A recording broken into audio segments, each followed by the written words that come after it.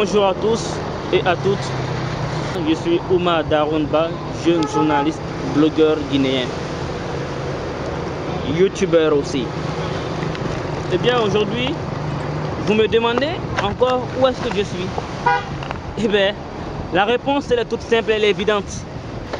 Mais je vous dis une chose, nous sommes à Conakry, en bordure de mer, sur la corniche du Lange, du quartier Koleya, au centre-ville de Kalou. Évidemment, mes chers amis youtubeurs et youtubeuses, souvent ça me fait mal de vous montrer ces images que vous voyez là. Des images insalubres, des images qui n'honorent pas la Guinée, des images qui n'honorent pas les Guinéens, des images qui font honte à tout un peuple. Un peuple qui a dit non au général de Gaulle en 1958, la Guinée. Évidemment, pourquoi je vous dis que cela me fait honte de vous présenter cette vidéo? Regardez.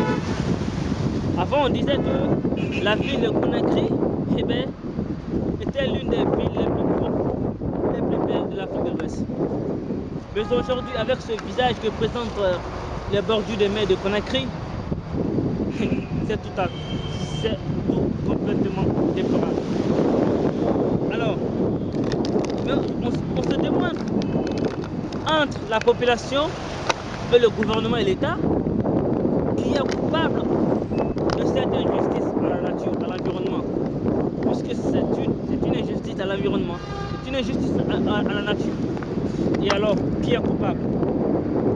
La réponse est toute simple. Je ne vais pas me jouer les marabouts, les apprentis sorciers. Elle est toute évidente. Qui sont ces personnes qui viennent déverser ce aujourd'hui-là? Une question?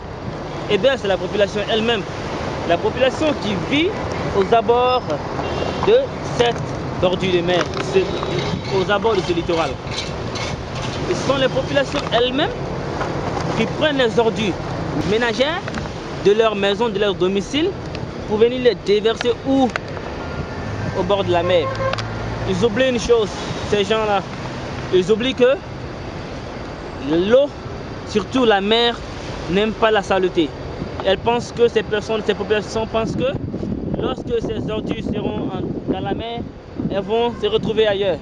Mais ils oublient une chose, ces gens-là, ils oublient que lorsqu'on déverse les ordures dans la mer, eh bien ces ordures reviennent aux abords de la mer. Pourquoi? Parce que l'eau, la nature n'aime pas la saleté. La nature n'aime pas la saleté. Maintenant, ça c'est une première responsabilité. La deuxième, à qui incombe cette autre responsabilité? Je vous dis, si la population déverse ces ordures-là, c'est parce que il y a un État qui est faible, un État qui ne fait pas appliquer la loi. Sinon, comment comprendre que un tel environnement, un tel espace ne soit pas ménagé? Regardez de l'autre côté. Là-bas, c'est un restaurant qui était aménagé par des personnes particulières. Ici, c'est l'État qui doit s'occuper de ça. Il faut, à mon humble avis, il faut que l'État guinéen prenne ses responsabilités. C'est vrai, tu ne peux pas interdire quelqu'un de ne pas déverser les ordures dans un endroit si tu ne proposes pas d'autres endroits où verser. Là, ces ordures n'ont pas leur place ici. Il faut un dépotoir où les populations pourront déverser les ordures. Mais encore une fois, il faut que l'État prenne ses responsabilités. Il faut que la population prenne ses responsabilités. Et je vous dis, dans une grande capitale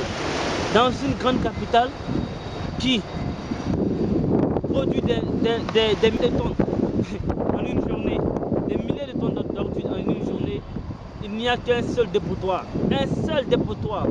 qui est situé dans un quartier qu'on appelle Concasseur à Amdalaï. Alors, ce seul dépotoir aujourd'hui, lorsque vous arrivez là-bas, c'est de la pitié pour la population qui vit aux abords.